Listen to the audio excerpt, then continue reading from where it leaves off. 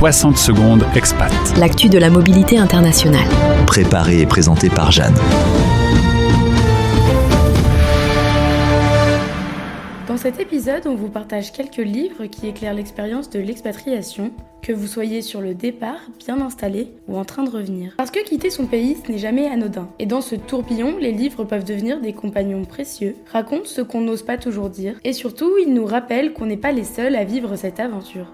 Avant de partir, certains guides sont là pour nous aider à y voir plus clair. Réussir son expatriation de Nathalie Desinard en fait partie. Elle y aborde non seulement les aspects pratiques du départ, démarche, adaptation, organisation, mais aussi les impacts sur la famille, le couple et même sur l'identité personnelle. Ce n'est pas juste un mode d'emploi, c'est une réflexion lucide sur ce que signifie partir vivre ailleurs. Autre lecture utile, Petit guide pour une expatriation réussie, de Delphine Johanon. Accessible, structuré, ce petit manuel passe en revue les grandes étapes du départ avec des conseils concrets, des anecdotes et beaucoup de bienveillance. Il aide à anticiper les chocs, à éviter les pièges et à se poser les bonnes questions au bon moment. Une fois à l'étranger, les repères se brouillent, l'euphorie du départ peut vite laisser place à la réalité du quotidien. Expat, la vie devant soi d'Audrey Smith illustre très bien cette transition.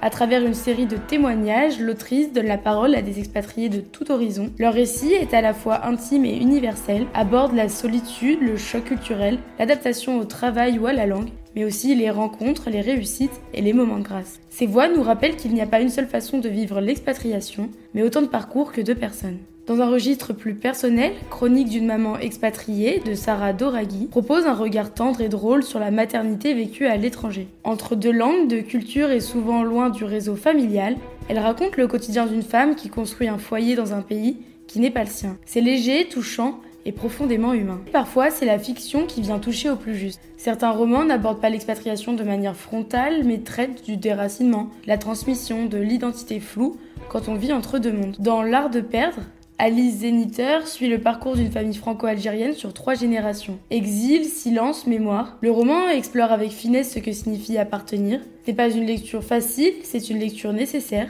surtout quand on vit soi-même une forme de déplacement. Et puis il y a le retour, ce moment souvent idéalisé mais qui peut s'avérer tout aussi déstabilisant que le départ. Retour en France, mode d'emploi d'Anne-Laure Fréant est l'un des rares ouvrages à traiter de cette phase particulière.